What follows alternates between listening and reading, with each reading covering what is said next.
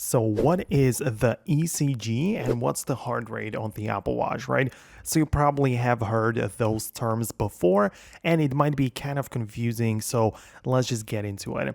Of course, before we get started, I need to mention that I'm not any kind of health professional and you should discuss all of that data with your healthcare provider, but I'm of course showing you just the technical aspects on the Apple Watch, right? So ECG stands for electrocardiogram and it measures the signals of your heart and it can help detect signs of irregular heart rhythm, right? So it is a feature which makes sure that the heart rate like stuff which isn't regular, the data, the signal, that it gets captured, right? So this feature is available on the Apple Watch Series 4 and newer, right? So this is something that you should know about it, right? So if you have an older model, which is not very likely nowadays, but still it only works from that. And what's also important is that not every single region is supported,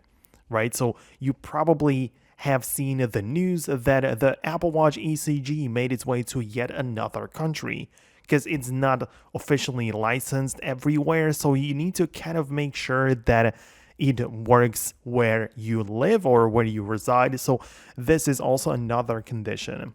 And the ECG, in order to take that, you need to get and open up the ECG app and hold your finger over the digital crown for 30 seconds. So it's like a separate feature.